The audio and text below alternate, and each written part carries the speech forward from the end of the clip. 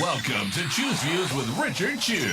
Get ready to dive into a world of insightful conversations and thought-provoking discussions. As progressives, our job is to have an all-inclusive, full-on assault with all of our players. A show that focuses on moving our political, social, economic, gender, and cultural conversation forward. And all of our players means all of our players. It's Choose Views. And now, here's your host, Richard Chew. Good Monday morning, political fighters. Welcome to the July 20th, 2026 edition of Choose Views, 773-763-9278. Find my show on Facebook Live, TuneIn Radio, and YouTube. Email me at richard@wcpt820.com and follow me on all the socials under Choose Views.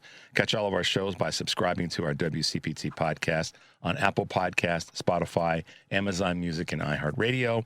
There you can get Choose Views featured interviews, Joan Esposito, live, local, and progressive, Patty Vasquez driving it home, It's the Democracy Stupid with Edwin Eisendrath, Out Chicago, and our other shows and interviews. Also in the evenings, guys, make sure you are giving some love to the Politics Bar, the Matt McNeil Show, and the Gailey Show.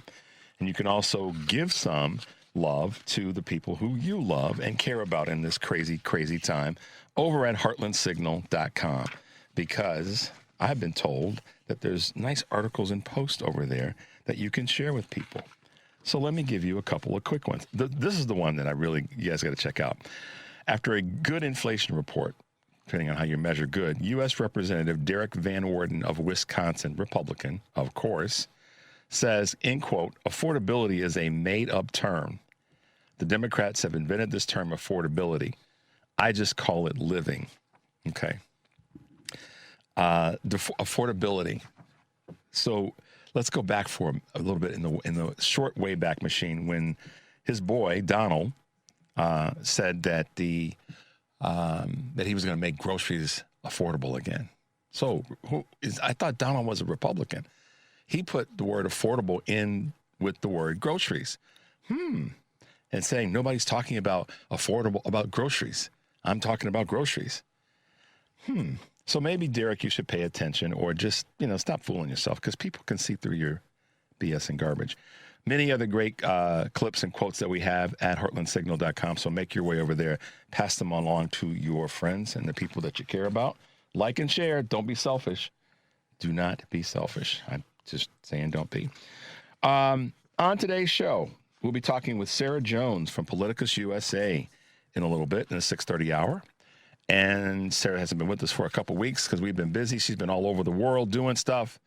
And then Sky Perryman, who's been with us before. You guys know about Sky. She is the president and CEO of Democracy Forward, and I definitely have some questions for her this morning. And then Mike Nellis, Democratic strategist and host of Endless Urgency with Mike Nellis, will be with us in the 7:30 hour. So as always, looking forward to each of our guests. You guys can hit us with your questions and thoughts by sending us an email and or a text. You know where to email me at richard@wcpt820.com. And also, you can send us, you can go to our Facebook page and tell us what you think, just like we always do with our question of the day, and give us a call. So before I hit you guys with the question of the day, just a shout out to Spain. I know they cost some people some money, and then it made some people some money, depending on how you look at it. But thank goodness that the cup was held and it was safe, and there were no injuries or nothing crazy that happened that we know of. Certainly on a larger scale. I think that was a concern that I know that was a concern that was voiced by a number of people. It was safe, so kudos to the FIFA folk and to the U.S. government and the states, rather, that I wouldn't say the federal government. They had created more drama, namely Fat Cheeto. But can I say the B word? Not the one that depicts women in a negative way, but the one that depicts a child born out of wedlock. Yes. Fat bastard. Matty B, I busted him up back in the back. He cracked a smile, a good old Matty B smile. The federal government. All right, let me get this out of the way. Congrats to Spain and to Argentina. They made it to the finals, and congrats to all the fans. It's the World Cup. because this is the world that we live in, and as best we can together. And what's those things called? Got Polymarket? Kalshi, Polymarket, that sort of thing. Yeah. Anything. You and I, all the three of us guys could have made a killing if we had bet on one thing, a prediction on one thing. And what do you think it is? Any question? Any thoughts? Maddie, you gonna Number of goals scored. Nope. How long the fat what's going to be on the fields. Well, that's part. The second one is part of it, which is that he would show up and make an A of himself. Word for word? Or that he'd have to be escorted off or directed off the stage. I mean, this went through my mind Friday afternoon. I don't know what's, well, you know how we all have random thoughts. They just land on your brain and you go, oh yeah, I'll think about that. And I literally thought, okay, what's going to be the next thing that he shows his behind at? And I'm looking at sporting events and musical events and all that. And I thought, well, the British Open is taking place right now. He likes to show up at golf events. And maybe, but why is he going to fly to the UK? There's nothing going on that's U.S. business that he should go there other than to go there and say he's whatever. So he didn't show up at the British Open, which I'm sure they had enough issue this weekend with the penalty that was assessed to one of the players, which is controversial as it in its own right. Then I thought, well, I guess he'll probably try to show up at something. And then I went, oh, he's going to show up at the World Cup. And this is where I go with this kind of stuff. And you guys might think I'm crazy, but what they should have just from the very beginning said, U.S. team didn't win. And so you don't even get to go out on the stage. But the FIFA guy had to then go out and scurry him away. And I know you saw it, did you? Yeah, it was just like, then it still won't leave. They're cheering, they're raising the trophy, and they pop the confetti and all that. And he stops and turns around and looks back. Like, just go. We don't need you around stuff like that. Just let he couldn't play soccer he couldn't play soccer on the back lawn of the White House with people, puppeting him around. He'd break an ankle, he'd blow out a knee, fracture a hip. Maybe that wouldn't be the worst thing in the world. Let's get Donald and Putin out back playing and Erdogan and somebody else, Netanyahu out back on the South Lawn playing soccer. I don't know. It's just disgusting to see him show up in places like that where these young guys and gals are trying to celebrate their greatness and their brilliance. And he has to bring his fat bastard behind into the situation. Think I'm snarky about that, guys? Do you? All right, question of the day. And I'll get this out to you guys quickly. What do you think about and what should we be doing about Marco Rubio, Stephen Miller, and Markwayne Mullin calling dissenting left-wing groups terrorists and enemies of civilization? And that's a long one. What do you guys think about and what should we do about Marco Rubio, Stephen Miller, and Markwayne Mullin calling dissenting left-wing groups terrorists and enemies of civilization? In case you don't know, and I'm going to talk a little bit about this in the next segment, they went there. And I'll share with you some of my thoughts about that. But I'd like to hear what you guys have to say. Send us a text at 773-763-9278 or give us a quick call, and we'll try to get your call on, or at least your comments. If you call in, Maddie will grab them if we're busy with the guest. And by all means, I'll leave your Facebook or go to our Facebook page and leave your comments there. But what do you guys think about it? They said that the dissent from the left is tantamount to terrorism, and those people who embark in down that path or on that path are enemies of civilization. We'll talk about that more in the next segment, but that's the question of the day. We'll get that posted for you guys as well. But let's take a quick break. The number is 773-763-9278. You're listening to Choose Views on WCPT AM 820 in Chicago and WARR 1520 AM and 103.5 FM from Warren County, North Carolina, and AM 950, the progressive voice of Minnesota. I'm Richard Chu, and we'll be right back.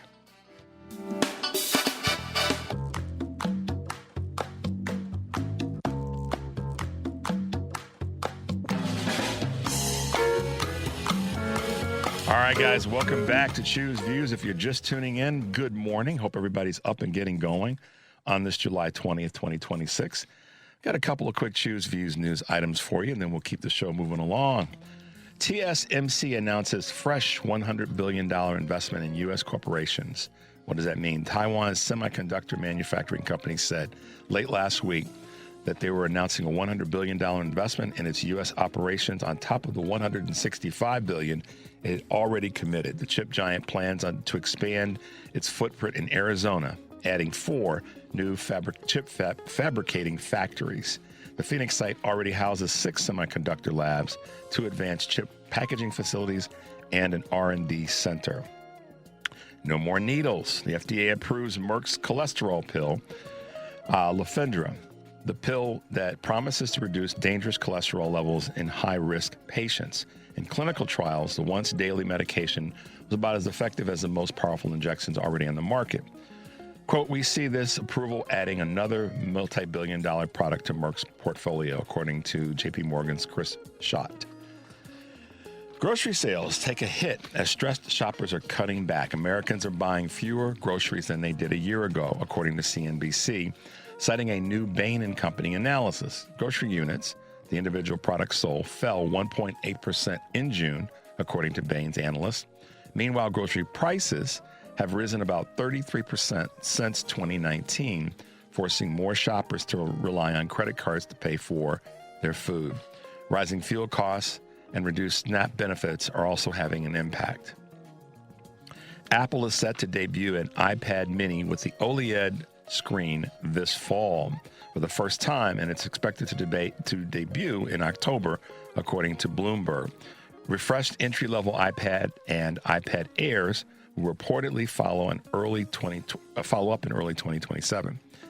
The update comes amid an iPad sales uptick over the past 2 quarters, though recent price increases across the lineup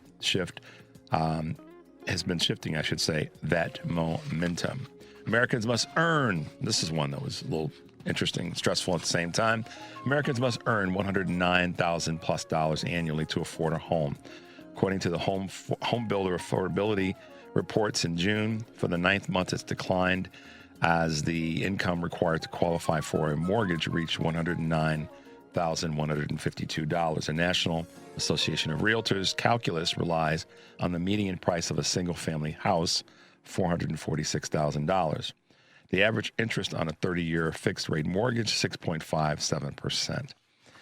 So we'll keep you guys posted on how that's playing itself out. And then last but not least, meet AI's era's most in-demand jobs, Chief of Staff. As corporate leaders grapple with the opportunities and distributions and disruptions of the artificial intelligence era, demand for one role has surged, that of Chief of Staff. According to Bloomberg reports, job postings for the role doubled last year, with salaries climbing as high as $400,000. The number of professionals in this role have tripled since 2021, especially in the tech and financial sectors. It's a funny job. It's done by those who are ambitious, but you need a certain amount of humility because the job may not be for you to be taking direct orders. All right, guys, there you go. A couple of quick Choose Views news items on this Monday, July 20th, 2026. Today on Live, Local, and Progressive, a lot will be happening. Joan's going to be taking your calls and talking to Jamison Firestone, author of the new memoir, Rules of Lies, and Brian Inless, senior lecturer and director of African Studies and the African Diaspora at Loyola University here in Chicago. That's Live, Local, and Progressive weekdays 2 to 5 here on WCPT AM 820, heartlandsignal.com, and tune in.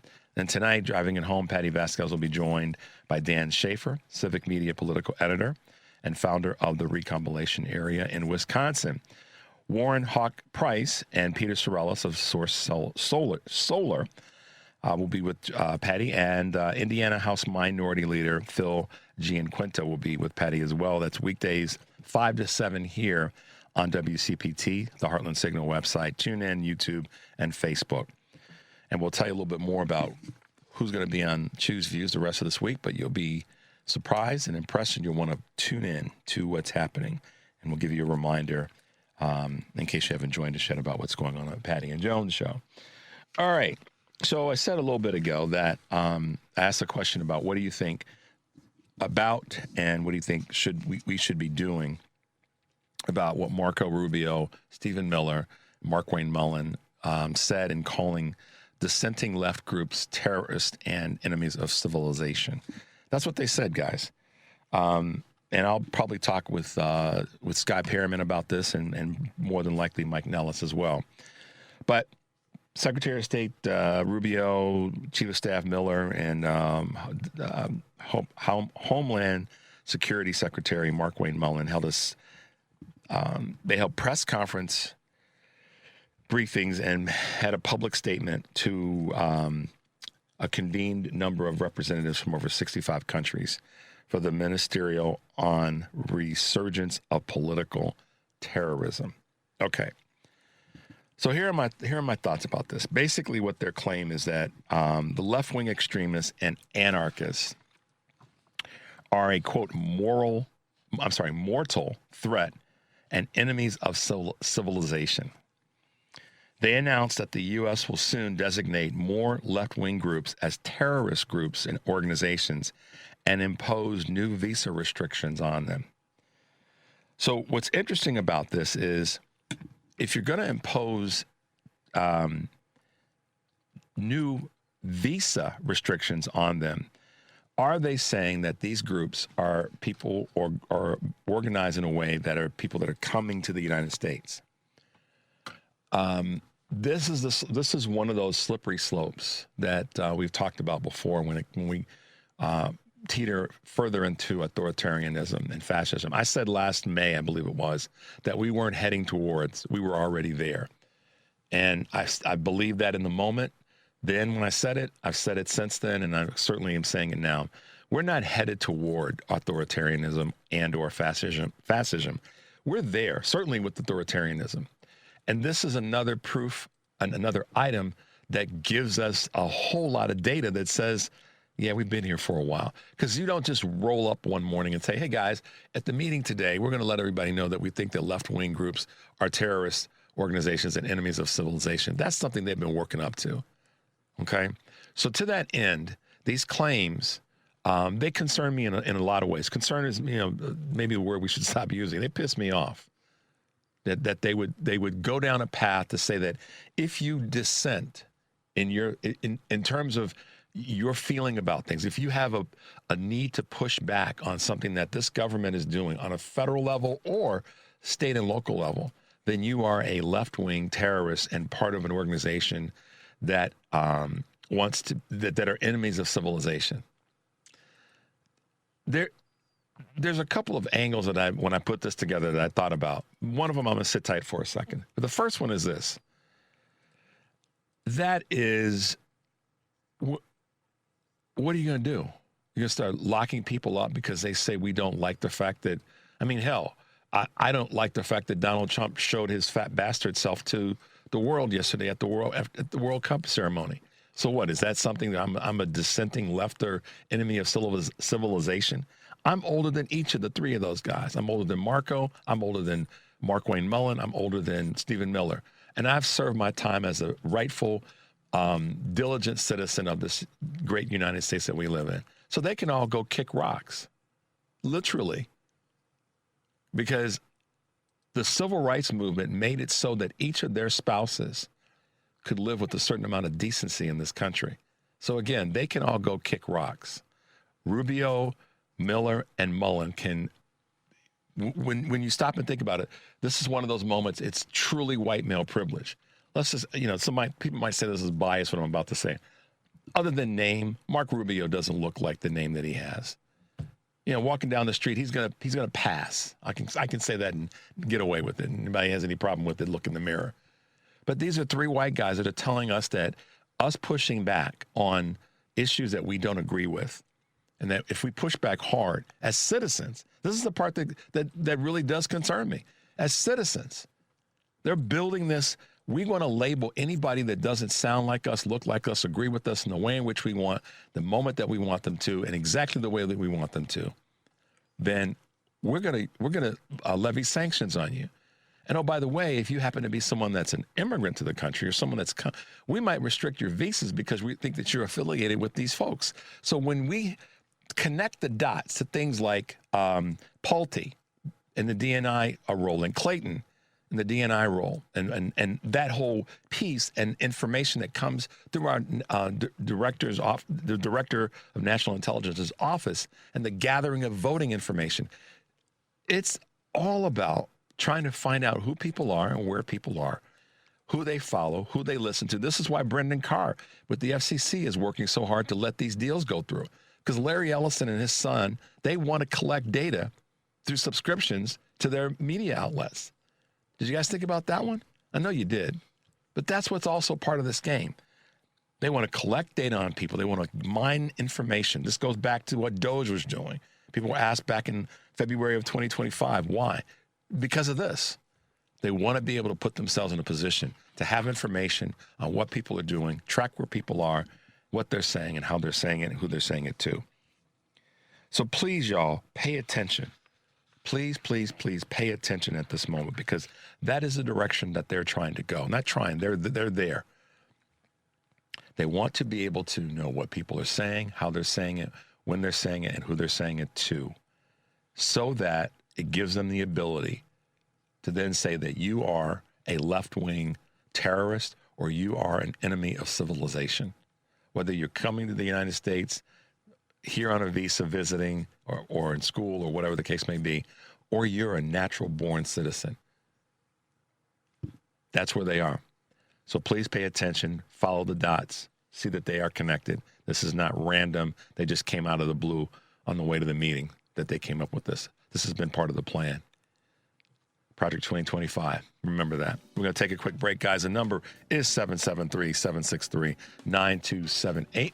I'm Richard Chew. You're listening to Chew's Views on WCPT, AM 820 in Chicago, 103.5 FM, and 1520 AM from Warren County, North Carolina, as well as our good friends at AM 950, the progressive voice of Minnesota. I'm Richard Chew. When we come back, we'll be talking with our good friend, Sarah Jones from the Politicus USA with Sarah Jones. We'll be right back.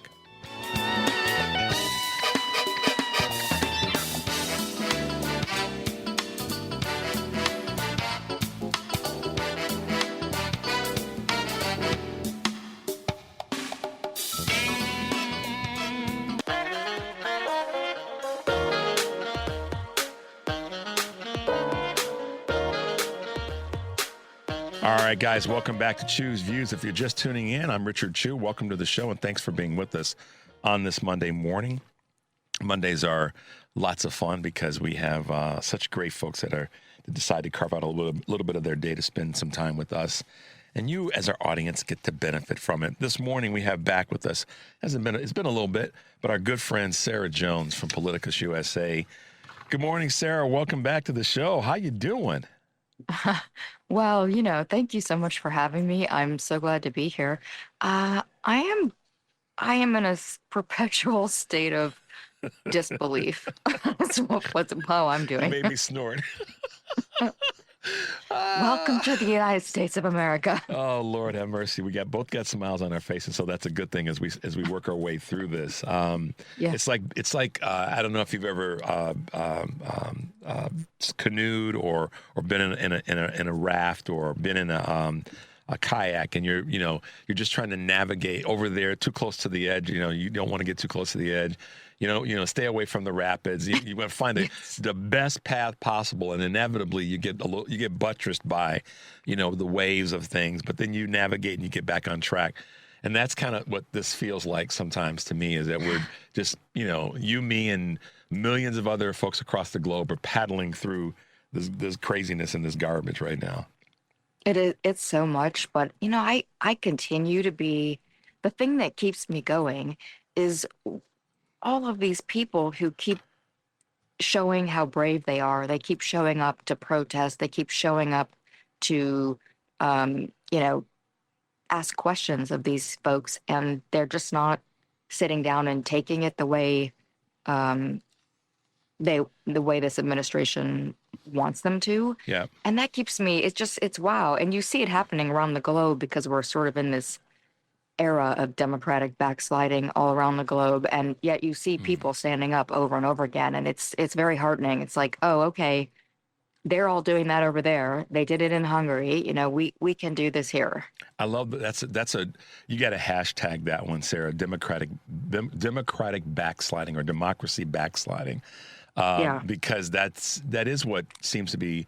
It's a great label, and it certainly is a thing that a lot of people are fighting to not let happen any further than it already has. I said last May, and I said this a moment ago on my Chew on This segment, that we are at or in authoritarianism. We weren't sliding toward it. We were there then, a year ago, May of 2025.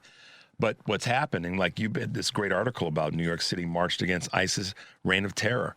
And there were other places in the country where folks were, as you said, out getting into some good trouble in memory of John Lewis, but not with the voting necessarily, but just pushing back on ICE because the lack of democratic means that we're faced with regard to what ICE is doing. Talk a little bit about that.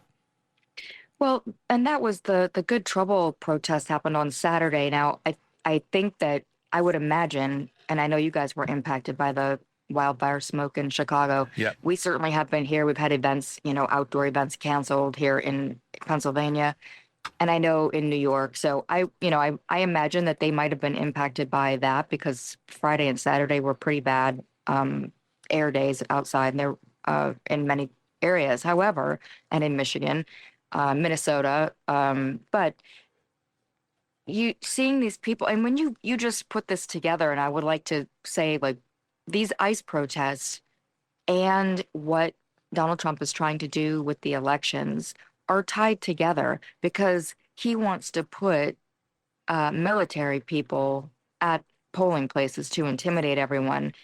And so all of these protests against masked, unidentified, armed, and unvetted, oftentimes, unfortunately, people, as we just saw with this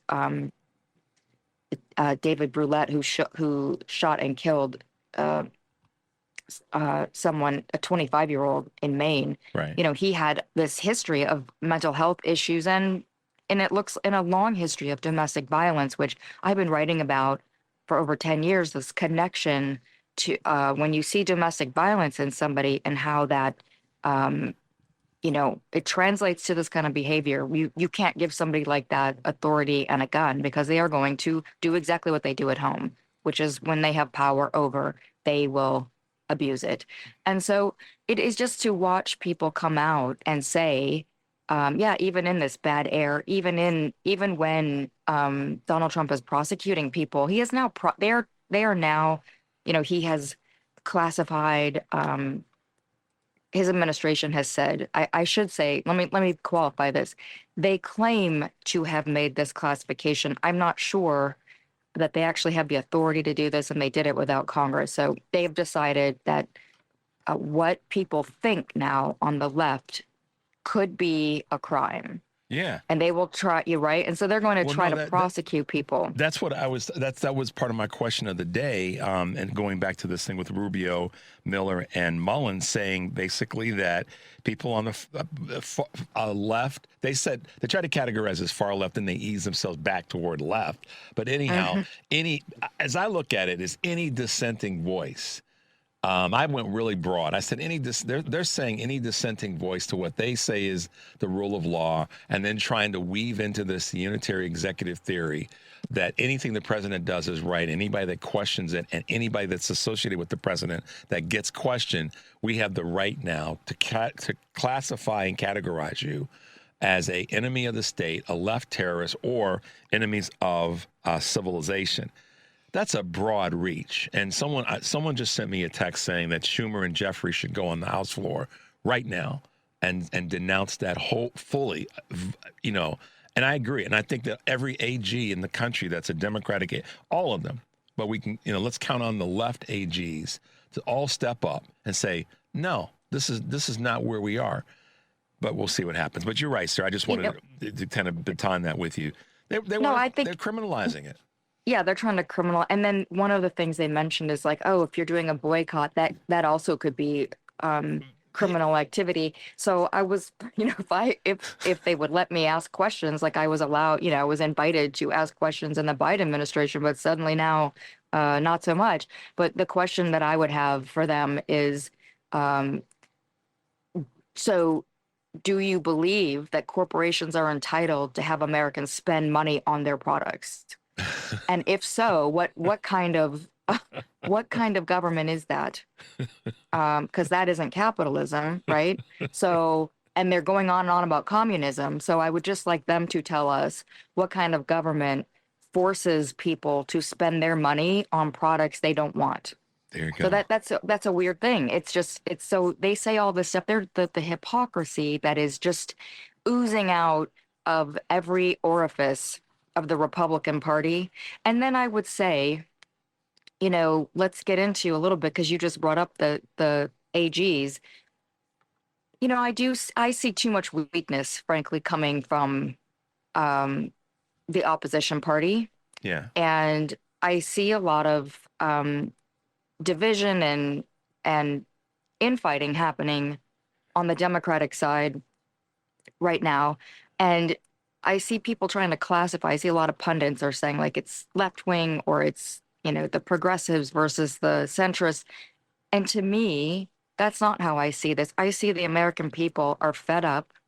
They want someone who's going to fight for them. And it doesn't really matter what labels that person puts on. And what matters is, do they fit the area, their local area? Do they fit the demographics there? Are they going to stand up for those people and what those people want? And most Americans want freedom, for example. And I think that when you look at how Democrats and the left are being targeted repeatedly by this administration, I don't see enough people. I certainly don't see people in the media standing up. If this was reversed, remember the hysteria over Hillary Clinton's basket of deplorable comment? One comment. Yep. And the media, I thought they were all going to need smelling salts. They they lost were their just, damn minds. they lost, oh my God. They would still bring it up now. Jake Tapper probably sniffs that every night, So why is it okay for them to get on there and constantly attack American citizens who've done nothing wrong? Yeah. Nothing wrong except you use their First Amendment. Here's the thing. Hillary was right, though. Yet again, Right. Love her or not, she was right about that. Like I've said for dozens of times, her laundry list of the things that would happen if people didn't step up have happened. And now here we are, fast forward to people. We've got administration officials saying out loud to a room full of world leaders that we are identifying people that we think are left-wing violence makers and terrorists, calling them and then giving them the other label of enemies of civilization. Well, I would have to say that the people are probably the most destructive to civilization have not been in this current lifetime the people that are on the left. Imperfect as we are, imperfect as a party as we are, we've been the ones that have tried to prop up as best we can that which is systematically and systemically torn down. I always get kind of some censoring when I talk with my good friend Eric Grant, who's a host of a show here, Sarah, The Family Meeting, and he talks about this so many times. The systems are the problem. And sometimes the Democrats are at the head of the table of the systems and they mess it up. Sometimes the Republicans are. But by and large, the Democratic Party has tried to fix the systems that are broken and give people the freedom, to your point, that they're asking for at the very minimum. And so the Republicans aren't fighting for our common good or our sort of global best interest. The Democrats do a better job of it, imperfect, but they do a better job of it. And right now, Sarah, as you said, the Republicans want to take away people's freedoms and freedom of speech. I mean, they're literally doing what all these writers of dystopian fiction said. When they start to prosecute you for what you're thinking, you're there. You're in the bad place. Like that's. And the other thing is, I think this whole effort, I mean, it's very obvious that this whole effort to label the left as dangerous is an attempt to rebrand the very facts, because they took down all the studies that prove that right wing domestic terrorism is the biggest threat in the United States. The left, that while violence has risen on the left in the Trump era, and I would say, and I think this is proven in the studies, is a reaction to the violence from the right and from Donald Trump's violent rhetoric.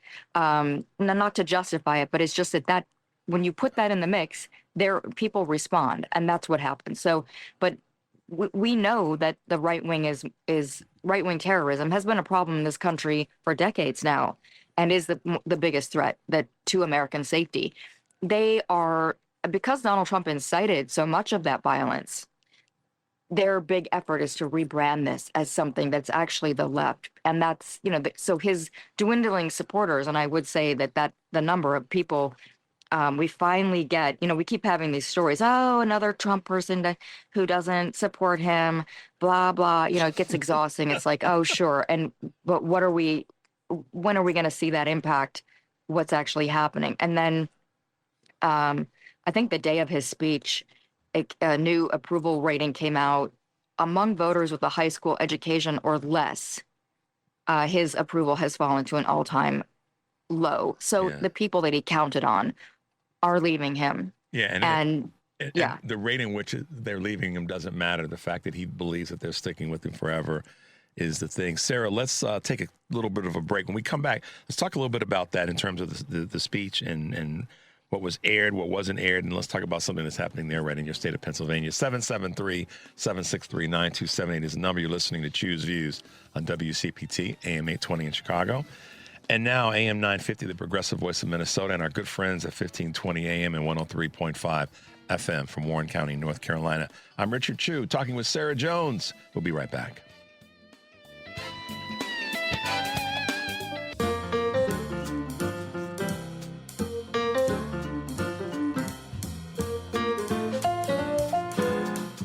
All right, guys, welcome back to the show. If you're just tuning in, I'm Richard Chu, and this is Choose Views. Thanks for hanging out with us this morning, talking with a good friend, Sarah Jones from Politicus USA and the Daily with Sarah Jones. Hey, Sarah, what's going on with this dude there in Pennsylvania that some Democrats are upset with? Here's the headline. Not since the days of Kyrsten Sinema has there been a senator whom their party wants to get rid of as badly as Pennsylvania Democrats want Senator John Fetterman gone. Dust heap. Talk to us, Sarah. What's happening with that situation? Well, I mean, he has been a disappointment nearly from the day he got in. He keeps justifying the Trump administration. He votes for things that are the opposite of what that he ran on. I mean, it's like I think the stroke has impacted him in this way that has changed his personality, which can happen. I actually researched it after watching what's going on with him, because it's been like, in this state, he was known so differently than this person that everyone sees right now. And so I think, like, while there are Kyrsten Sinemas, she was always an opportunist.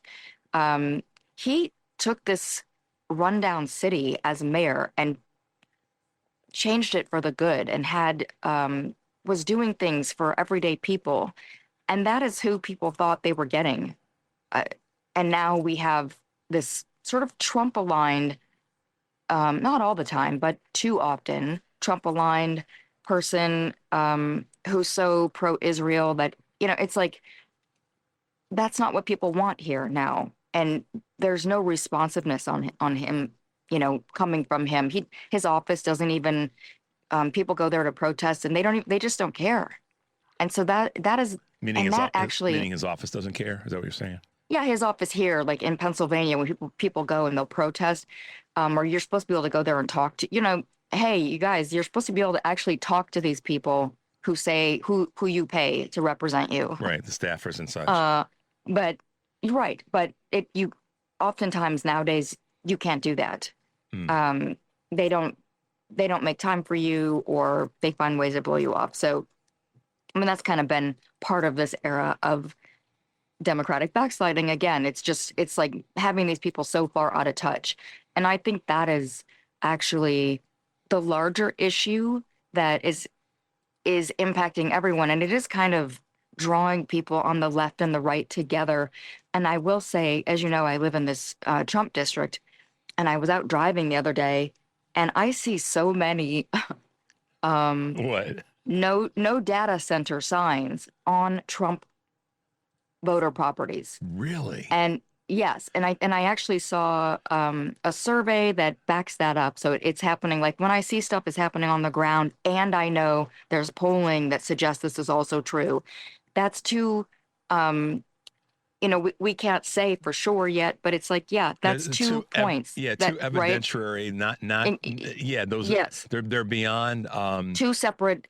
They're two separate proofs. So like, right. Yes, One is there's this and there's that. It's happening. I'm watching it with my own eyes, and they're saying this is happening when they're doing polling. Yeah. And there are all these Trump voters coming out and like saying no to data centers. And so I think at boy, what a poll, what a an opportunity for Democrats to grab that information and use it. This is one of those moments. Last week I was talking with Danielle Butterfield, who is with Priorities USA, talking about how Democrats, she really wants to see the Democratic Party at large and in specific communities and states use data and digital marketing a little bit differently to be more in attack mode regularly.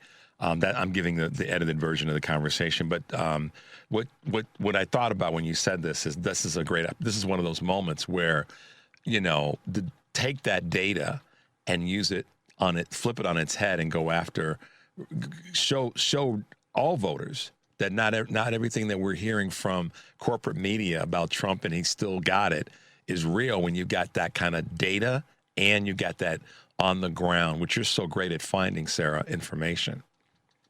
Yeah, it's really interesting to me just living in this area because I didn't grow up in an area like this at all. And I have, I lived in Los Angeles. Like I've had a very different experience. And then living here now is very eye-opening. And so, yeah, I think this is a huge opportunity for Democrats. That's part of what I was getting to is that there are these issues that people on the left and the right are now agreeing on. And of course, we could all sit here and say, how can the people on the right be against data centers? And yet you have voted in this tech oligarchy, and your man there is running that. He's the one enabling it. But I also think it's good to understand that the media that these folks consume never tells them this stuff. And so if they're going to be out here against data centers, I'm all for it. Get on board with that and join them in that. And when people meet you in real life and when they can hear these, like AOC goes to all these different areas. I think she went to Georgia, and then where was she? Kentucky, maybe, talking to people about the water from the data center. She's, that looks like it's being poisoned from the data centers. And people are like, oh, you're not who we thought you were. And that is exactly what needs to happen right now, is because the media defines people, right? I just had somebody say something to me like, oh, well, I've actually had 3 people bring this up to me in the last couple of days. The Democratic Party is really going socialist and it's a big problem. And it's like, that is interesting because we are hearing that, and we hear it from the party and we hear it from the media. And it's being repeated by people. Someone here just, a lot of the Democrats, like in areas like this, they will hear stuff like that and it scares them because they're forced to think that the middle is in between the MAGA people that they know here and, a centrist Democrat. So what is the middle of that, right? The Overton window keeps getting pushed and pushed and pushed. And so I am saying here, and I sent this person a video of AOC, and I'm like, this is what she's talking about. And it's very different than what you've heard. She's actually talking about issues that everyone cares about. That she's talking about you're having safe water for your family. Yep. That is not, I mean, if you want to label that socialist, that is a good conversation that we should have then. That's a good socialist thing. I'm gonna it's funny you said that about the Overton window. I literally am putting together a little thing I'm going to do about that probably later this week or next week. Maybe we can chime in on that together. But here's the thing. Permanent interest. Eric Grant talks about this as well. What are our permanent interests that are not defined by party lines? They're things that are good for all of us. And if they're not, then you're not really paying attention. That's one of them, the environment. So to see or to hear that a Republican community or folks that are part a community that has some Republicans in it that are looking at data centers and saying, this is bad for the environment, it's bad for jobs, for my future, for my family, and all the rest. And, you know, I've got a Democratic nephew. He's a good guy, or I've got a Democratic niece. She's a good woman. This is bad for them, and it's bad for me. It's not even centrist. That's just a common sense. But you know, but wait, Richard. Go. I don't. I'm sorry, but I have to say you're being so generous, and it's because it's because of your own alignment. You have projected your values onto these people. I don't think they care about the environment one bit. They don't care about you. They don't care about me. They don't care about anybody. You got it right at the last one. They're caring about themselves, and so they know this is bad for them. Yeah, I know. Period. The end. And that, I mean, it's just sad, but but that is what it is.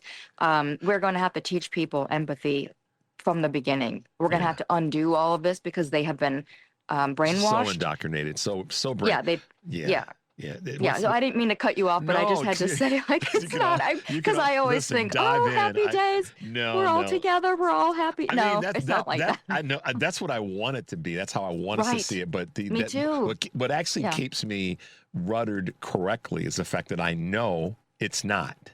Yeah. What I want it to be is one thing. Yeah. What I know is not is the other part. And that's also why, you know, folks like you and me fight so damn hard, because we know that it's not there. We know that the systems are broken and that they keep breaking off the brittle pieces and making that even worse and telling you that it's nice sand. No, it's not. It's broken glass. Exactly. You know, it's truly broken glass.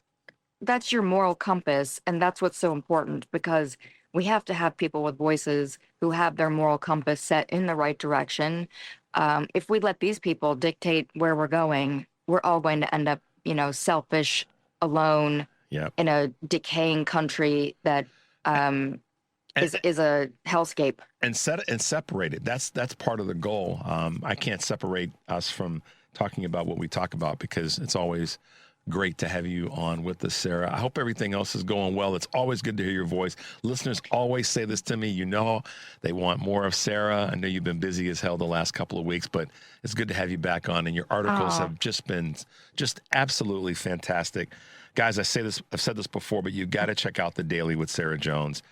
She is a phenomenal writer, very, very investigative in her work. So make sure you're checking her out and just, you know, reading what she has to say. It's always good stuff, Sarah. Oh, thank you so much, Richard. I'm so glad to be here. And we are going to continue this on Monday, next Monday. So everybody can tune in and bring their questions, so we can maybe we'll open up do the some questions next week. How about that? That sound okay? Yeah, we'll see what they have to. Yeah, that would be great. Cool. Thank you so much for having me, Richard. Your show is so wonderful, and I just can't thank you enough for keeping your North Star shining. We try. Buff it up every now and again. Sarah Jones, y'all. Thanks for hanging out with us, Sarah. Have a good day. Great week. Talk to you next week. You too. 773-763-9278. You're listening to Choose Views on WCPT AM 820 in Chicago, AM 950, the progressive voice of Minnesota, and our good friends down in Warren County, North Carolina, 1520 AM and 103.5 FM. I'm Warren. I'm Richard Chu. Devin looked at me like, what? We'll be right back.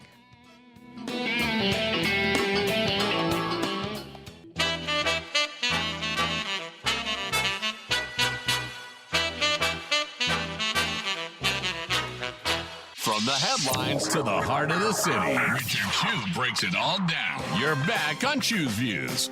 All right, guys, welcome back to the show. It's Choose Views. If you're just tuning in, I'm Richard Chu. Make sure you're tuning in to Live, Local, and Progressive. Joan Esposito will be taking your calls today. Jamie Firestone, Brian Endless will be with her. Tonight on Driving It Home, Patty Vasquez will be joined by Jan Schaefer, Warren Price, and Indiana House Minority Leader Phil Gianquinta. Tomorrow on Choose Views, Anderson Clayton, chair of the North Carolina Democratic Party, and Iowa State Senator Caitlin Dre will be with us. And throughout the course of the week, Illinois House Majority Leader Robin Gable on Wednesday, Jill Habig, president of the founder of the Public Rights Project. And on Thursday, my good friend Rico Moat will be in studio with me. Friday, Karen Byrne, Jody and Karen will be hanging out. Richard Claiborne, Rick Smith, Rick Smith show, that one. All right, guys, we're keeping democracy moving in the right direction as best we can. Literally, the founder and CEO of Democracy Forward, Sky Perryman, has been with us before. You guys know how she rolls, and she has just been brilliant in making sure that we keep our democracy not just moving forward, but strong and re-energizing. Sky, good morning and welcome back to the show. How are you this morning? Hi, it's wonderful to be here. I'm doing okay. I'm glad to hear that in both. It's always good when someone says it's wonderful. I would hate it if someone says, man, Richard, I don't want to do this morning. I'm tired. Yeah. I've been too damn busy working to try to fix stuff and keep things patched together. But thanks for hanging out for a bit this morning, Sky. You know, right now, one of the big things, I talked about this in the previous segment with Sarah about how, and I pose a question every day in the show, and it's what do we think about, what do people think about, what should we be doing about folks like Rubio, Miller, and Markwayne Mullin calling dissenting left groups terrorists and enemies of civilization. That to me is a full frontal attack on democracy, number one being freedom of speech. What are your thoughts there? Yeah, I mean, I think it's another indication of where we are in this critical time. I mean, really. And we're seeing so many rights be violated. I mean, I hope we'll be able to talk in this about the president's sort of threats to election integrity. Yeah. Well, this is tied into that in my mind, because anybody that's pushing back against what he's saying on any front, particularly when it comes to, I mean, you and I haven't talked since birthright citizenship kind of got the I guess the life preserver that it needed. But let's talk a little bit about the upcoming elections. You just had I guess you could say, some success with this through your coalition and the work that you're doing to enforce the ruling with regard to the SAFE system. Talk or SAFE system, I shouldn't say. Yeah, I mean, look, this is an unprecedented time in the sense that there have always been threats to our democracy. Unfortunately, there have always been voter suppression efforts, particularly in the South and in states that seek to suppress the right to vote, especially with respect to Black and Brown communities. So that's not new. It's obviously being intensified by the Supreme Court's ruling. But the other thing that is really quite unprecedented is a president who is actively trying to manipulate our election system, manipulate the mechanics of our federal government to try to undermine the ability of people to vote and to try to intimidate voters. And so that's the Markwayne Mullin talk that you mentioned, where he sort of says that he might jail election officials, local election officials.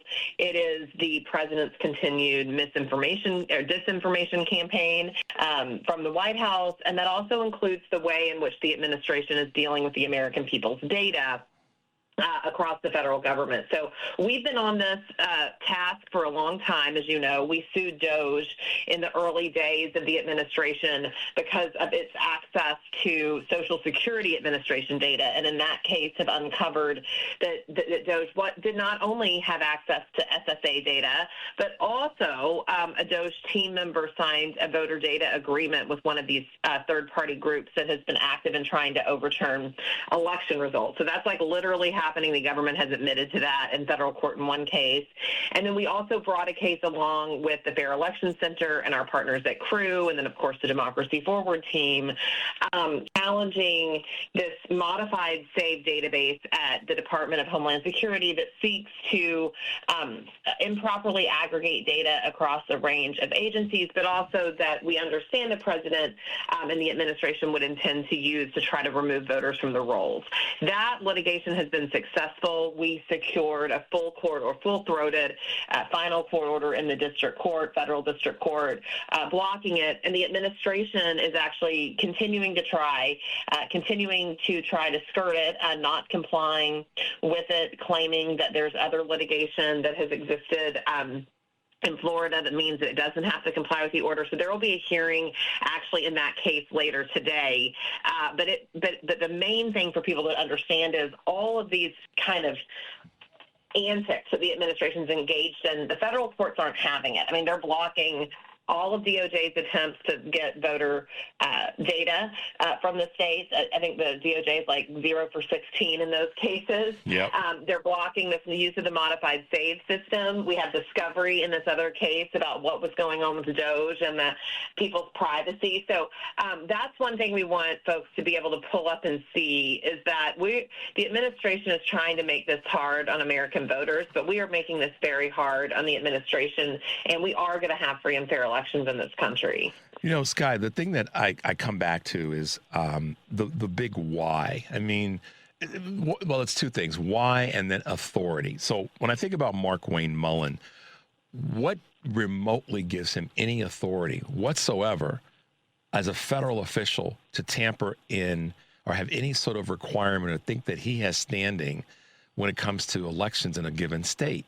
Other than arrogance and white male privilege, just to be candid. But outside of that, what gives him as the role of the Secretary of Homeland Security to do that? Because Homeland Security, from my estimation, and from what we were led to believe going back to the Bush years, was about protecting us from quote unquote terrorists.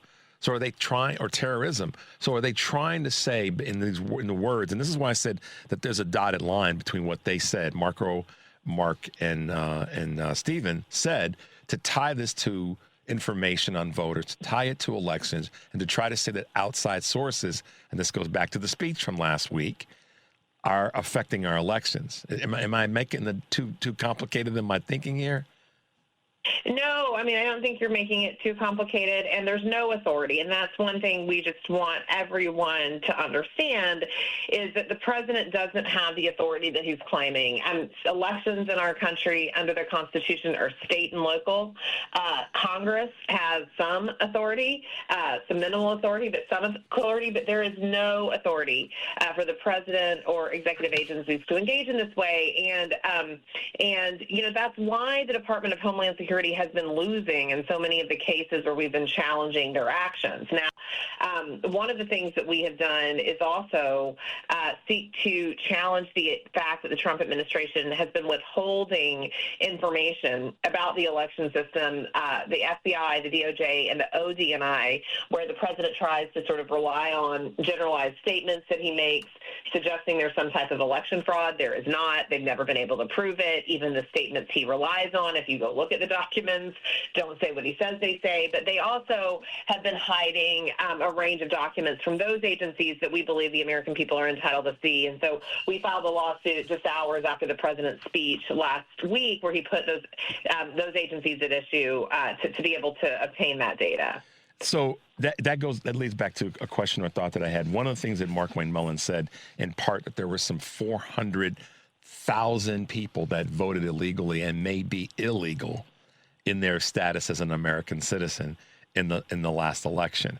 So I keep going back to this, Sky, and is it that they're trying to create this narrative that there are terrorists in our country that are voting in our elections, and as a result of that, it does fall into the purview or under the purview of the Homeland Security, and as such, we then have federal authority to interrupt the elections. Am I going bridge too far? I mean, I think that's what they want to do. They're not going to be able to do it. Now, I'm not saying the elections aren't going to have some type of drama. I mean, this president is going to try to create drama. He's trying to intimidate people so they don't even think they should vote. They're trying to scare people or make you think that your vote won't matter because they're going to override the elections anyway. But that's just not how election administration works in this country. And they're not going to be able to do it. I mean, even if they do take steps that are highly unprecedented, unlawful, and harmful, that would seek to throw out ballots or votes or those kinds of things, the lawyers are going to be there in court, and the lawyers have a winning record on this issue. I mean, this is not, conceptual issues around the proper interpretation of the Voting Rights Act or those types of things that we've seen when they hit the Supreme Court. This is nuts and bolts election administration litigation, and the president is going to face that every step of the way. I think there's also this assumption that the president is making, and that he wants the American people to believe that somehow if they interfere with the election, like the election's over and they just manipulated it all. Like, that's not actually what happens, right? Like, that's not actually what happens. Like, actions that they take or that vote suppressors take, those will be challenged in court, right? Like, it's not just like there's a switch that on election night it's like up or down. And we've seen that in a number of instances where you don't get the results exactly on election night, right? Where there's back and forth. And that's not necessarily atypical. What's atypical is that we're having to make plans around how to respond to efforts from our own federal government that should be actually encouraging every single American in this country to vote, and should be doing everything it can to ensure that they can safely vote. Got it. Great point. Sky, let's take a quick break. The number is 773-763-9278. You're listening to Choose Views on WCPT, AM 820 in Chicago, AM 950, the Progressive Voice of Minnesota, 1520 AM and 103.5 FM from Warren County, North Carolina. I'm Richard Chu. We're talking with our good friend Sky Perryman from Democracy Forward, and we'll be right back. All right, guys, welcome back to the show. If you're just tuning in, this is Choose Views, and I'm Richard Chu. Thanks for being with us. We're talking with our good friend Sky Perryman from she's a president and CEO of Democracy Forward. And you guys need to plug into the work that they're doing. Great articles, great white papers. I know that at the end of the segment, Sky will tell us a little bit more about how folks can get involved. But Sky, I want to ask you, or just reflect back on a recent victory that you had in federal court in Rhode Island as it relates to immigration. Talk to our audience a little bit about that.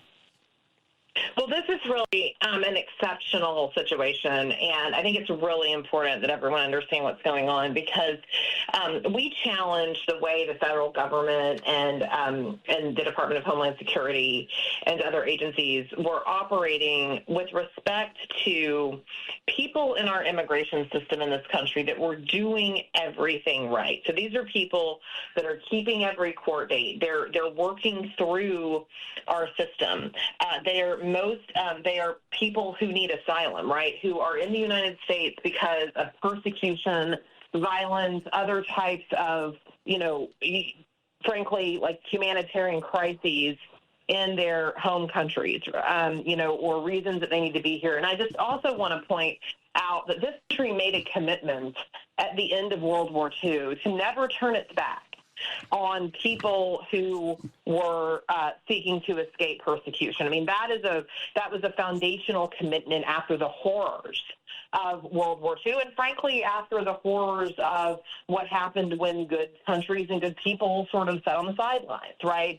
So we've made this commitment. We have a system of laws in our country that helps facilitate that commitment, and these are folks that are doing everything right, all about, and but at the same time, this administration just kind of shows you who they are.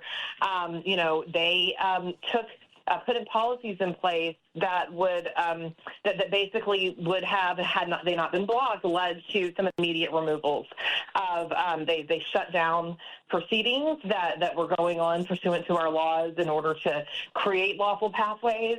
And so our team went into court and blocked this, which is, truly, I think was an, exceptional win. I mean, we should have won, but it's always nice to see that, particularly when it affects so many people across the country.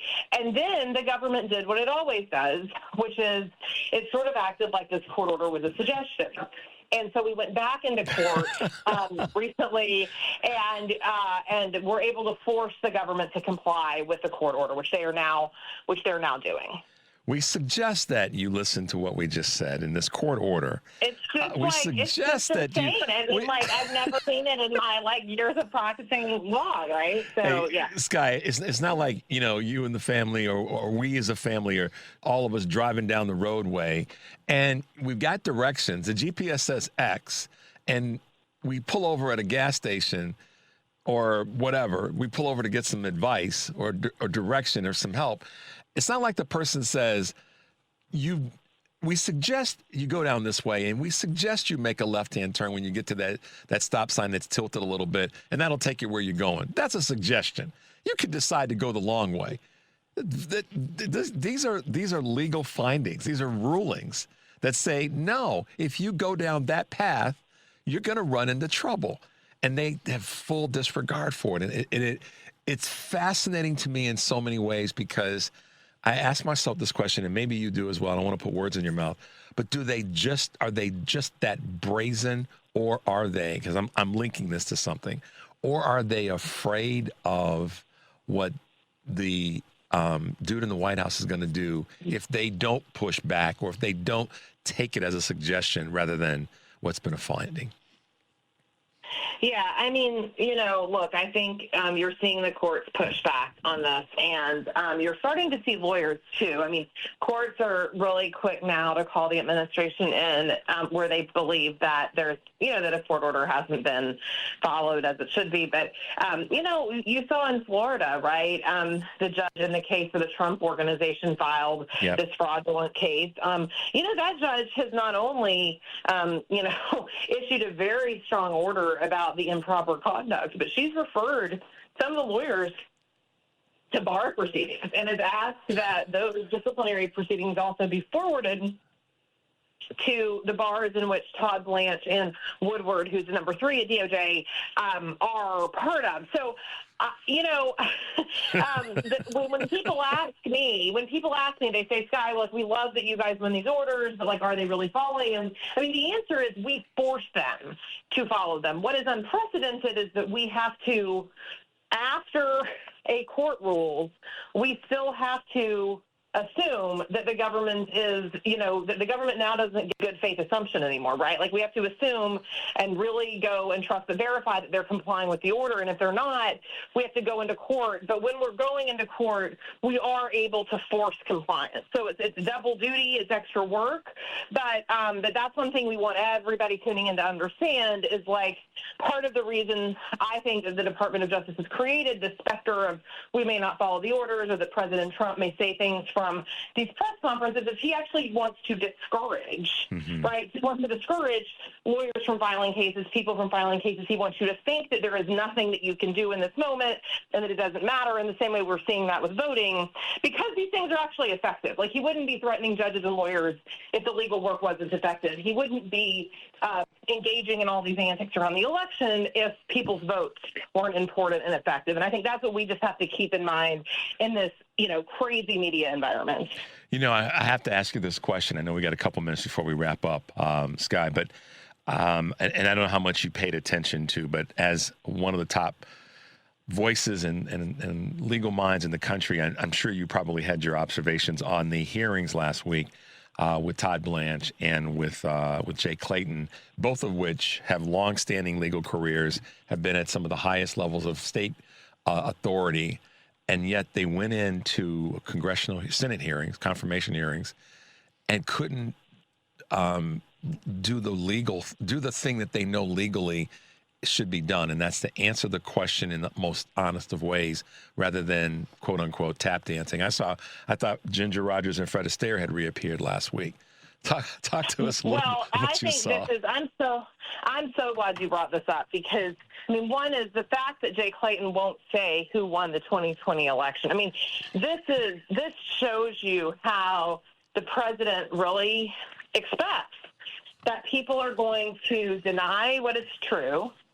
It sounds like a Ray Bradbury novel, deny what is true, and doubt what they see with their own eyes. And so I think that's something that everyone should be alarmed by. That transcends politics, whether we're far beyond whether you sort of consider yourself conservative, liberal, progressive. We're far beyond that.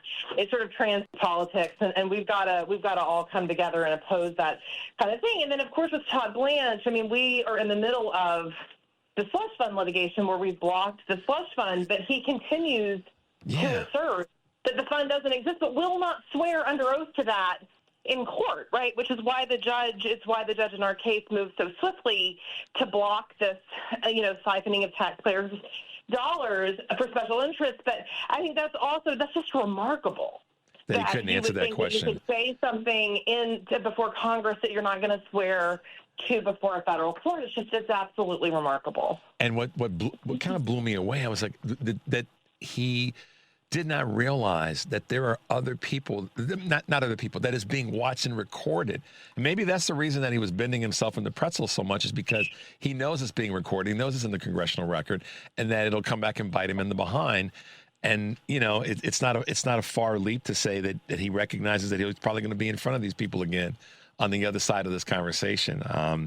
So, I mean, I wanted to get your thoughts on that, because he couldn't, you're right about the slush fund. He could not just lean in and say, it's done and we're not going to use it. And it's non-existent. And he was given so many off ramps. It was incredible to watch how he kept thinking, no, I'll stay up here on the deck. I'm not going to get off of this. Just fascinatingly crazy. Sky, yeah. How can folks find you? And when they find you, what should they do? Yeah, so come to democracyforward.org or just follow our social media channels. We're on all the social media channels. You can also find me on social media. I'm Sky Perryman. I'm easy to find. But follow Democracy Forward. Go to our website. I recommend that you sign up for our newsletter. We do not spam you.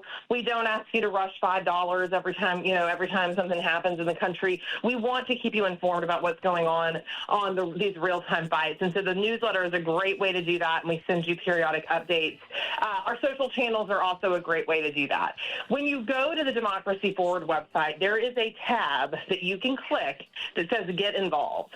And there we have a number of ways that you can plug in your community. And we encourage you to do that. And then, as we've discussed, as we get into the fall, we are going to be really activating this amazing pro-democracy community that's forming in the U.S., and we would love to have everyone to be part of it. So just go and sign up and check out the Get Involved tab. Sky Perryman, y'all, Democracy Forward, President and CEO. We'll have you back soon. Talk to you. Be well, okay? Bye. All right, bye-bye.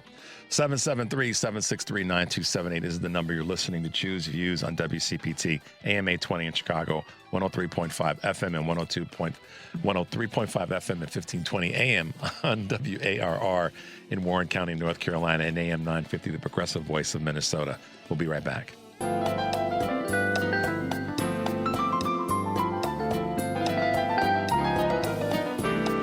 All right, guys, welcome back to Choose Views. If you're just tuning in, I'm Richard Chu. Thank you so much for being with us. Thanks to Sarah Jones for her segment earlier, and Sky Perryman as well. Endless Urgency with Mike Nellis is one of the top podcasts that's broadcast right now.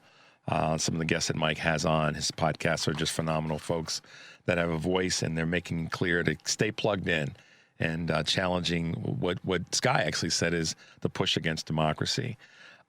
Mike, good morning. Welcome back to Choose Views. Morning, buddy. How are you? I am well. I am here with you, and I'm excited to chat a little bit this morning. I got a question right out of the gate that I've got to ask you, though. I mean, like, if you and I and Adam Mockler and Katie Fang and whoever else is sitting around chopping it up about what's going on in the country right now, and, you know, we decided to challenge the Trump administration's voice on certain things. You know, how would you feel, you know, Marco and Markwayne Mullin and Stephen Miller all said that the three or four of us were far left political terrorists and threats to civilization? I just called that Monday, because that's what they do every day. And they think they're so clever to call us all communists and terrorists if they haven't been doing that for decades now. So I just always I laugh about the movie Oppenheimer, when the general played by Matt Damon is interviewing Oppenheimer to be the head of the Manhattan Project, and he goes, "You're a suspected communist," and he goes, "I'm a New Deal Democrat." And I think about that all the time. It's like the same crap, different day. Different day. Yeah, it is. And I saw that, and it was part of my question of the day in terms of how people are feeling about it and what do they think needs to happen, what they need to do. But Sky kind of put an interesting observation, as it's Sarah on. It's just, you know, it's kind of wash, rinse, and repeat. And until we push back on that kind of language, they're going to keep trying to do whatever they can to lean into this conflict that they want to create and make it worse and create chaos.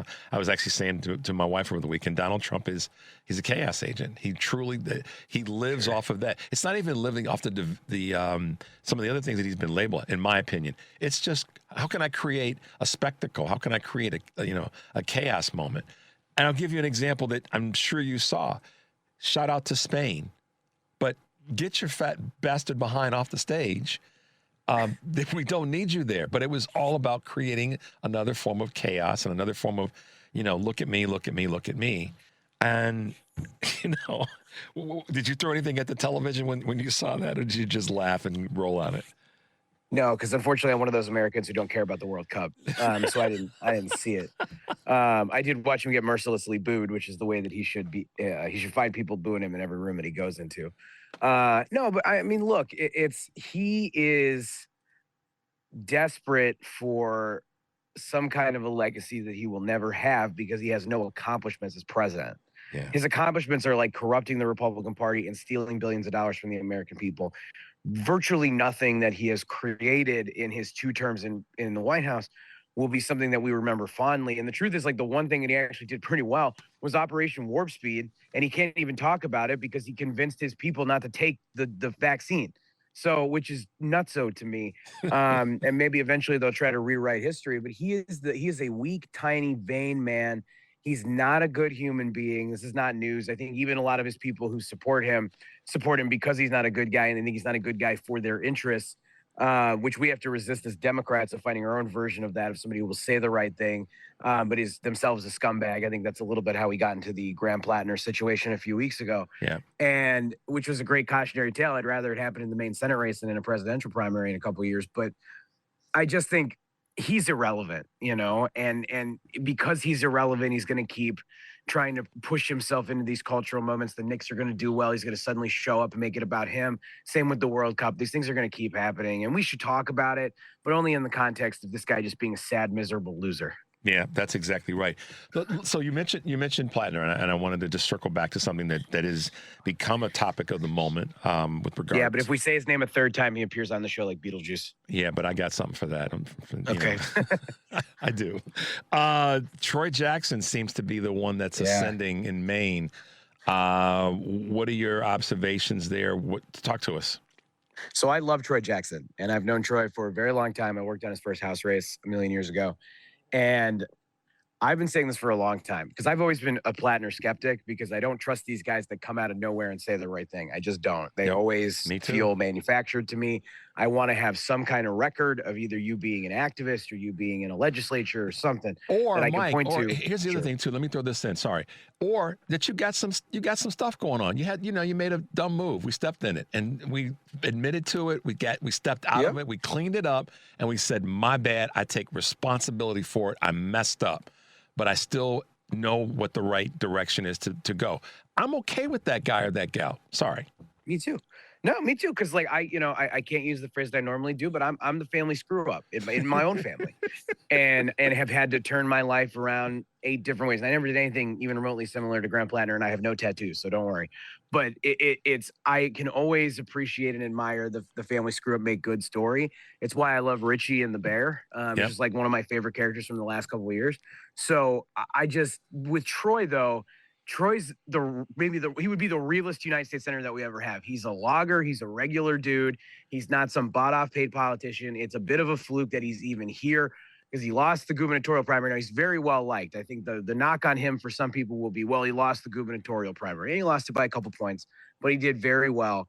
And he could inherit this movement because everything that the consulting class tried to turn Graham Plattner into is what Troy Jackson actually is. A regular dude fighting for workers, progressive values, hard worker, going to get the job done. If he wins, he'll be the second best senator that we'll elect this year because I'll say the best senator we're going to elect this year is Peggy Flanagan in Minnesota. Yeah. If she wins the primary, I love Peggy. Man, Peggy's a showstopper. We had her on the show last week, and I've been following her for a while, and then we had a little bit of a moment. She said, Richard, I married a guy from Dalton, Illinois, and I was teasing her, like, what do you know about the South Side of Chicago? And so it was a real cool moment, and she is just as you described. And we have to have more and more of that. I mean, she's an indigenous woman and all the rest, which we always throw these labels at people to try to further justify their greatness, but it is what it is. The other She was a trainer for Wellstone Action, which for folks that don't know is an organization dedicated to Paul Wellstone's memory, the senator who died. And I'm a huge Paul Wellstone Democrat. Like, that's the type of Democrat I identify as. And she was one of my trainers at a training when I was like 20 years old or whatever, a million years ago. That's all. So let's come back to Troy for a second, because I want to say something about him that I'd learned, but again, it goes back into my and yours to some extent, the imperfectness of us all. He had voted, or let me put it this way, his mindset, by his own definition, as a Catholic, was he wasn't really down with abortion. He wasn't really down with what we might view as some of the more liberal-esque items, or push toward a different way of handling things like guns and same-sex marriage. And then he did what I think is part of human nature. He realized, wait a minute, abortion access is women's right, women access to women's health, and so he changed his brain on it. And then when it comes to same-sex marriage, similar thing. He said, I wasn't in the right space on that. And then, of course, with the shooting that took place in Newton, he said, wait a minute, we got this wrong when it comes to guns. That's people say that that's a person that's flip-flopping. No, I say that's a person that got stopped by reality and said, wait a minute, maybe I've been wrong on this and I need to set a new path.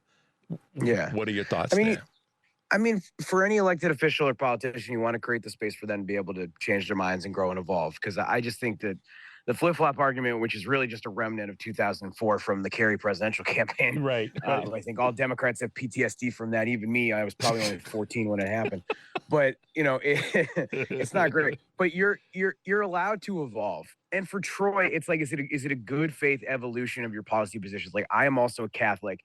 I have struggled in the past with abortion as an issue. I have landed in the same place as I think the vast majority of Americans are. It is women's health care. They should have access to it. It's not my place, based on my faith, to tell anybody else what they can or cannot do with their body. I also fundamentally, I always default this, and I know Troy to be like this too, is what's the role of the federal government? What should the federal government be doing? What should it not be doing? This is very clearly something it should not be doing. And I think that Troy's with us on all of that. And again, we should applaud people who do the work, because most politicians, in my experience, don't actually believe in anything, and they get a poll and then they change their mind or they decide what their position is on it. And I'd rather have people that are wrestling with the great issues of our time. Yeah, this is not a golf tournament where you check the direction of the wind to see what shot you're going to hit. But that's what most of them do. Yep, exactly right. Mike, let's take a break. I got three things. Hopefully I got a lot more to talk to you about, but there's a couple of things I want to hit you with when we come back. Let's take a quick break so we got some time on the back end. 773-763-9278. It's the number. You're listening to Choose Views on WCPT, AM 820 in Chicago, and AM 950, the progressive voice of Minnesota, as well as our good friends at 1520 AM and 103.5 FM from Warren County, North Carolina. I'm Richard Chu. We're talking with Mike Nellis. We'll be right back.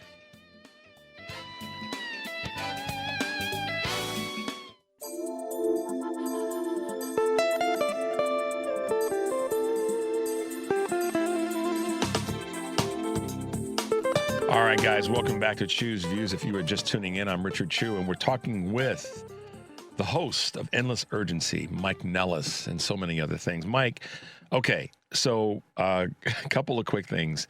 The Tate brothers got snatched in a good way. Yes, they did. Come on, man. Talk to me. I hate these guys so much. You have no idea. Yes, I do. Here's the thing. Your wife and my wife would have to have bail money ready to go. If you and I saw them on the street, Lord have mercy. Here's the thing. I'm never like this. I never say things like this. But when it comes to Andrew Tate in particular, I'm 100% certain I could beat him. I could just kick his butt. Okay, I can't say the words that I want to. I'm 100% in a fist fight. I would win. We would, and it would just be pure adrenaline. It'd be a whooping. I'm gonna say it. We would whoop that ass. Let's just put it out there. There we go. Thank you. That's permission structure for me to curse more on WCPT radio. Well, to that extent, we can stop there.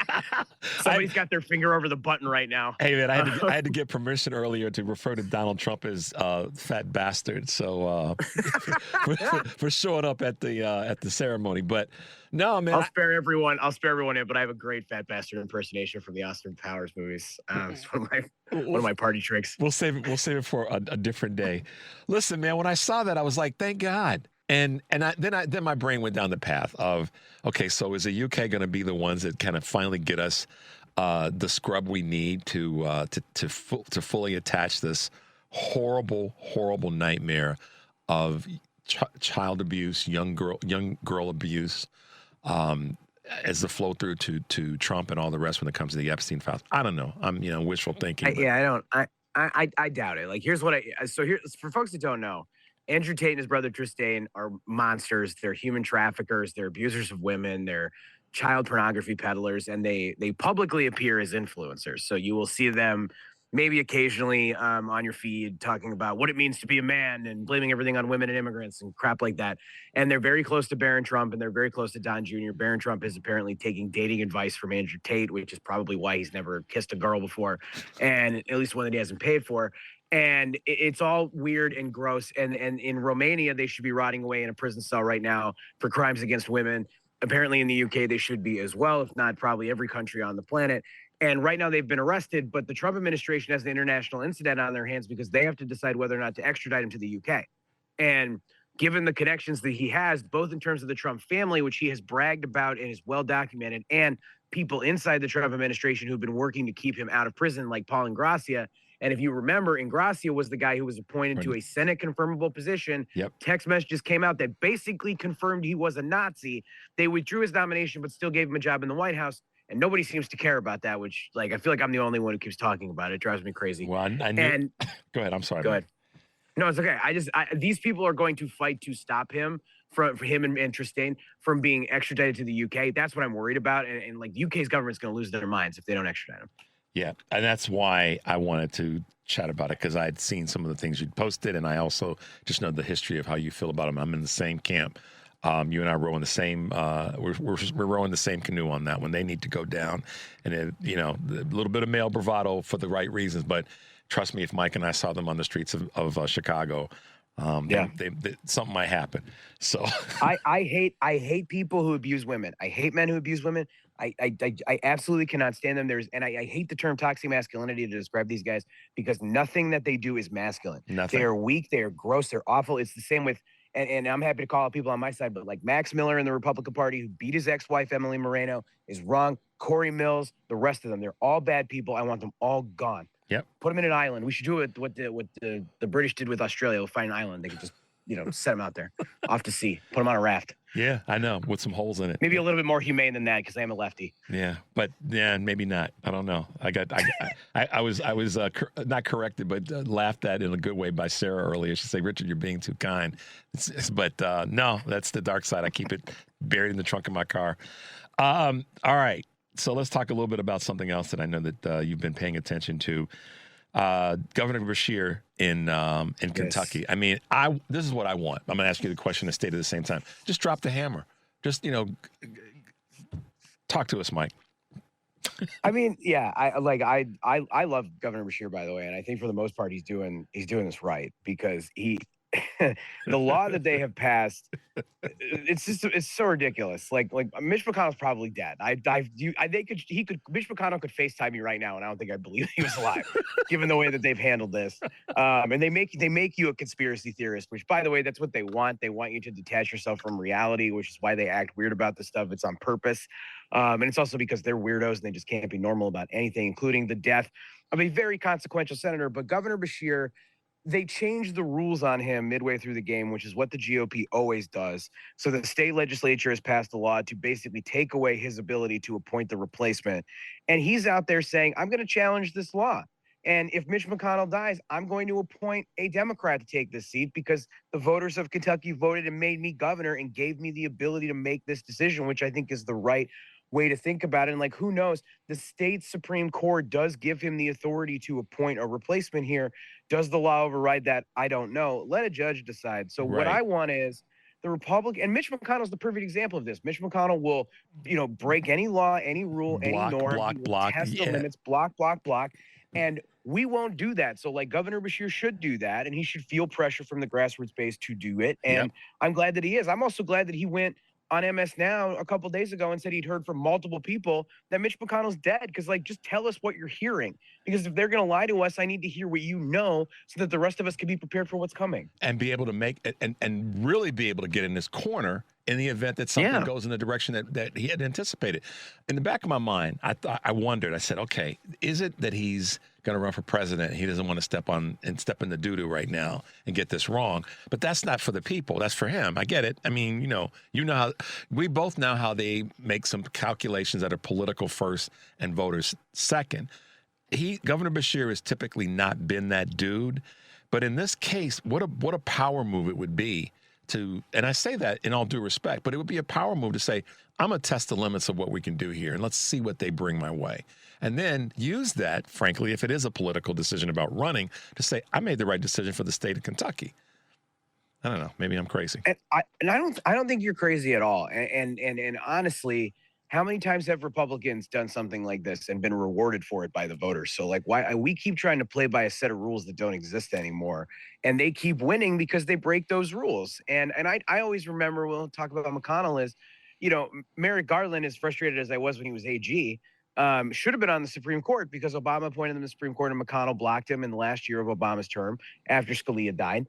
And you know, the argument at the time was, oh, Mitch McConnell could hold this up, but we're going to appoint this moderate judge, and then there's no argument that they'll be able to make to hold him up. It just won't hold up, and the American people will punish them for it. And the American people didn't punish them for it because they're too busy living their lives, which is not an indictment of the American people. It's just a function of the system.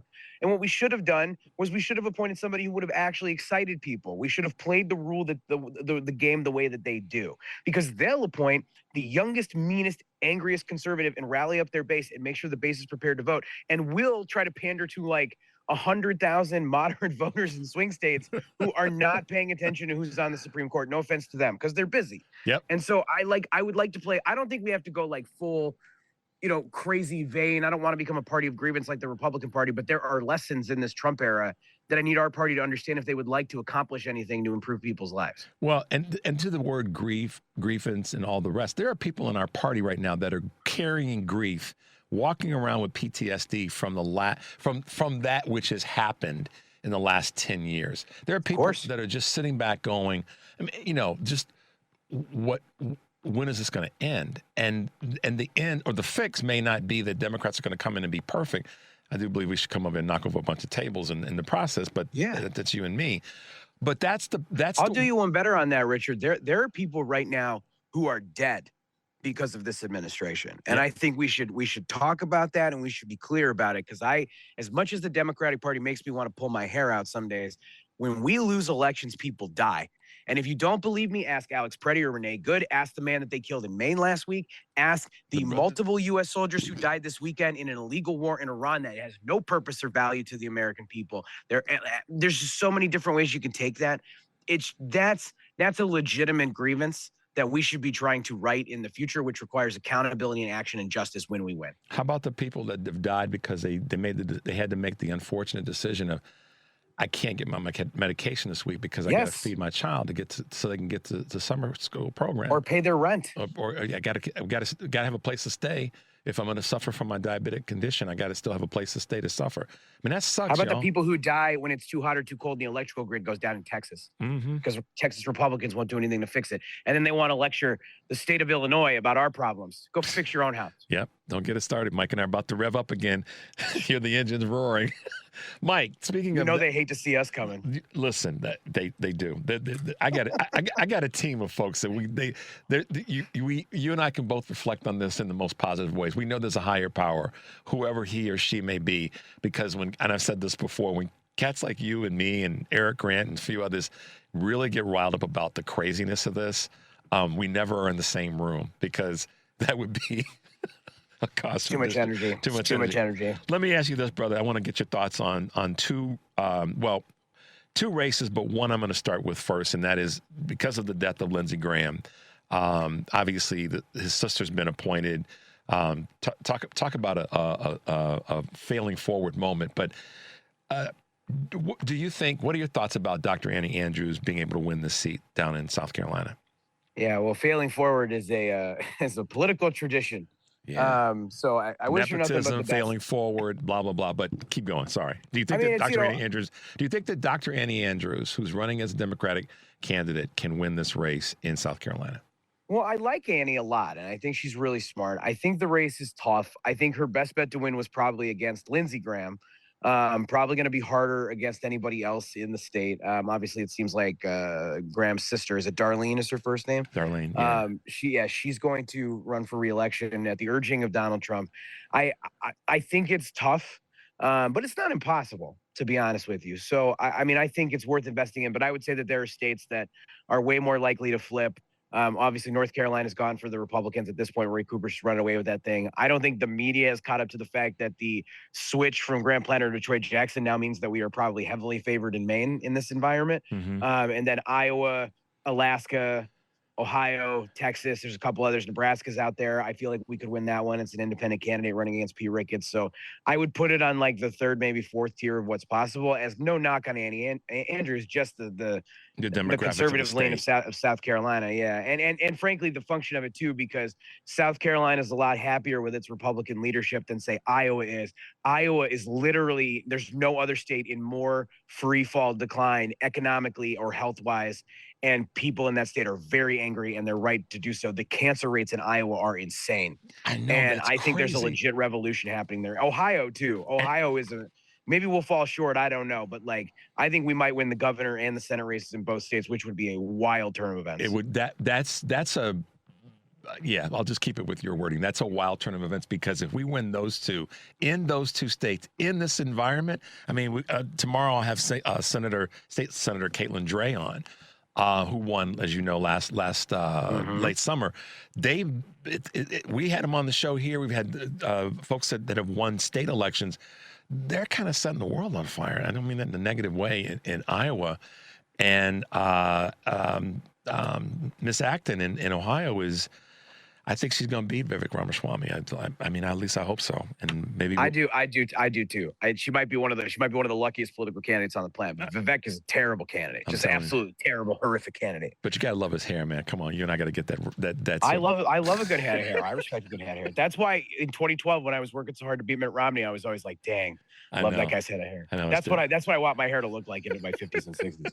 Just the perfect touch of gray on the side. Oh, too funny. Mike Nellis, thanks for hanging out with us. Endless Urgency, y'all. You got to check it out. It's one of the best podcasts that you can find.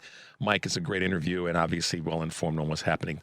Thanks for being with me, brother. It's always good to talk to you. Thanks, buddy. Appreciate you. Talk to you soon. Bye. All right, y'all. Listen, it's been great to do our thing this Monday. It's Monday, and we are off to the races for a phenomenal week. Our guests, as I've said, we're going to have Senator Caitlin Dray, Anderson Clayton, Kurt Mullett, Robin Gable. We've got folks from the city of Chicago. Joe Habeck will be with us, Rick Smith, Jody, Karen, and Sean. There you go. So what else can I tell you other than stay tuned for the Stephanie Miller Show and take a deep breath and make your life count. We'll see you tomorrow.